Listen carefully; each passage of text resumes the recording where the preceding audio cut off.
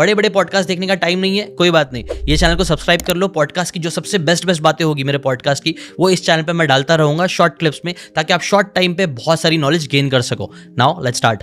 और कोई ऐसे प्रैक्टिकल चीज़ें जिससे हम लोग और ऐसे पॉजिटिव साइड में घुस सकते हैं, उनको अच्छा फील कर सकते हैं उन चीज़ों में? देखिए, सिंपल सी बात है कि आपके अपने हाई यानी कि पे ऑफ को एक बार फिर तरीके से बैठकर डिफाइन होगा। पे ऑफ का मतलब वही होता है कि रिवार्ड्स। आपको पे ऑफ तो मिल रहा है हर जगह, बीमार पड़कर भी पे ऑफ मिल रहा है, तो आपको हेल्दी रहकर भी पे ऑफ मिल सकता है। अगर हम अपनी जनरेशन को और अपने आप को पे ऑफ के साथ जोड़ दें कि इस समय में अगर मैं ये बेकार की हैबिट शुरू कर दी है मैंने, या बेकार का प्रोक्रेस्टिनेशन शुरू कर दिया, तो मुझे इसका पे ऑफ क्या मिल रहा है, क्या रिवार्ड मिल रहा है, और अगर मैं इसको कर लूँ तो क्या मुझे सचमुच में रिवार्ड्स बढ़ नहीं जाएंगे।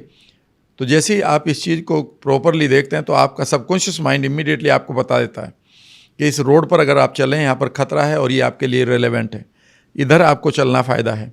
लेकिन कई बार हम इसलिए नहीं चलते क्योंकि उसे चलने में हमें ये लगता है कि यहाँ पर मैं कंफर्टेबल नहीं हूँ।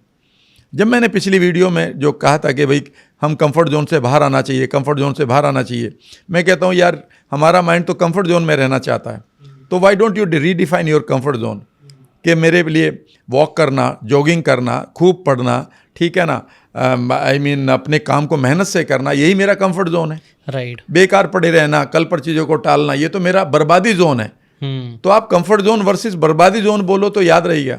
अब मेरे माइंड को पता है कि कंफर्ट जोन ये है कि आप खूब वॉक करें सेहत के लिए, कंफर्ट जोन ये है कि आप खूब मेहनत करें, कंफर्ट जोन ये है कि जिम में जाएं, कंफर्ट जोन ये है कि आप योगा करें, कंफर्ट जोन है कि अच्छी किताबें पढ़ें, कंफर्ट जोन है कि और मेहनत करें। तो ये कंफर्ट जोन भी तो बन सकता है। राइट। और आपके माइंड को तो पता ही नहीं इस वर्ड का। और उसको हम चाहिए तो थोड़ा गेमिफाई कर सकते हैं। कई सारी बुक है, जैसे हुक्ड बुक है, और कई सारी बुक्स है जो बताती ना काइंड ऑफ हमें ना गेम्स पसंद आते हैं। जैसे कि अगर हमने कोई एक्शन लिया, उस पर रिवॉर्ड मिला, तो जैसे कि आजकल आपने देखा होगा कई सारे लोग चैलेंजेस करते हैं, अच्छी चीज़ों में चैलेंजेस करते हैं, और मुझे लगता है वो चैलेंजेस करने में भी उनको रिवॉर्ड फील होता होगा। जैसे मैंने भी कई बार ट्राई किया कि मैंने 21 दिन का लाइव चैलेंज लिया, और टू बी ऑनेस्ट जब मैंने वो लाइव चैलेंज लिया तो हर दिन जब मैं कर रहा था तो एक सेंस ऑफ अचीवमेंट, रिवॉर्ड मिल रहा था, आप बोल सकते हो। तो वैसे ही मैंने अच्छी आदतों में जब चैलेंज को लगा दिया तो वो चीज़ मेरे लिए गेमिफाई हो गया और मुझे अच्छा फील होने लग गया। Yes, very true. सो ये मुझे लगता है एक और बहुत हैक है जो आजकल कई सारे लोग यूज़ भी कर रहे हैं। 75 हार्ड चैलेंज किसी ने स्टार्ट कर दिया, अब वो कर रहा है, अब हैबिट्स उसने डेवलप किया। टफ वाली चीज़ है, अगर ऐसी हम अलग पर्सपेक्टिव से देखेंगे तो यार बहुत मेहनत वाली चीज़ कर रहा है वो, लेकिन जब मुझे लगता है वो जब उसको कर रहा था तो वो उसके लिए एंजॉयमेंट था, और प्लस उसको रिवॉर्ड तो उसके बहुत अच्छे खासे मिल गए। वैसे भी चैलेंज वर्ड जो है हमारे सबकॉन्शियस माइंड के लिए बहुत पॉजिटिव है। Okay. Instead of saying that I am facing a problem, if we say I face a challenge, immediately ऐसा मन करता है कि I am expending because I am facing a challenge. So challenge लेना तो बहुत ही बढ़िया बात है। जब भी आप किसी चैलेंज को लेते हैं और उसको पूरा करते हैं तो यहाँ से आपकी एक स्किल बढ़ती है माइंड की। उसका मतलब ये होता है कि whatever you are honouring, whatever you are committing, you are honouring.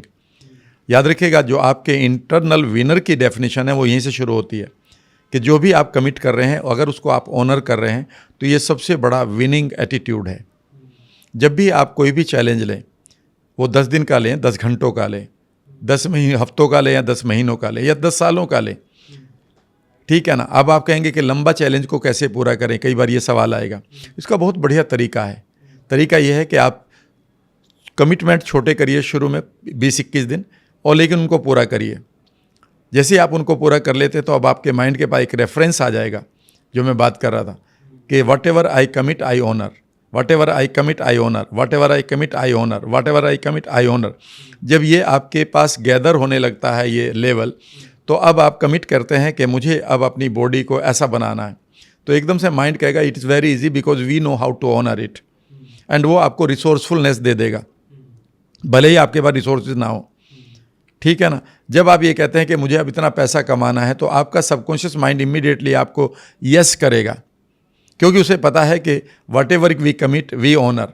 भले ही आपके पास रिसोर्सेज ना हो पर आपको रिसोर्सफुलनेस मिल जाएगी। जब आप एक रिश्ते को ठीक करने के लिए कमिटमेंट करेंगे, ठीक है ना, एकदम से माइंड कहेगा यार हम कर लेंगे, क्योंकि मेरे पास बहुत दिनों के रेफरेंसेस हैं पड़े हुए कि हमने किया है, तो हमने वो सारी और चीज़ें की हैं। Right. याद रखिएगा, एक माइंड का एक रूल होता है जो सबकॉन्शियस माइंड में नहीं पढ़ाया जाता, पढ़ाना चाहिए। If we can do anything properly we can learn to do anything properly. अगर हम एक काम को अच्छी तरह से कर लेते हैं तो हम दूसरे काम को भी अच्छी तरह से करना सीख सकते हैं। कई बार मैं बच्चों को यही कहता हूँ, स्कूल्स में कई बार मुझे बुलाया जाता है तो वो कहता है कि मैं मैथमेटिक्स अच्छा कर लेता हूँ पर मैथ्स में डर आई मीन फिजिक्स में डर लगता है, या फिजिक्स अच्छा कर लेता हूँ पर मुझसे केमिस्ट्री नहीं होती। तो मैं कहता हूँ कि याद रखिएगा, जब आप फिजिक्स में अच्छा कर सकते हैं तो you can learn with the same resourcefulness कि आप केमिस्ट्री में भी अच्छा करें। और उसका एक तरीका भी है, कई बार आप अपने माइंड से ही बोला करें। ये सभी को मैं बताता हूँ, अपने माइंड को बोलें कि माई subconscious mind please activate that part of my mind जिसने मुझे अच्छा करने के लिए पर्टिकुलर टाइम पर हेल्प की थी, वो पार्ट मेरा एक्टिवेट कर दें और मैं इस काम में भी अच्छा कर लूँ फ्रॉम राइट नाउ, इसी पल से। और ये hypnotic command it works like anything. Right. इसके ऊपर एक एग्जांपल मेरे को याद आ रहा है डेविड गॉगिन्स का। David Goggins can't hurt me book के ऑथर, काफ़ी इंटरेस्टिंग है।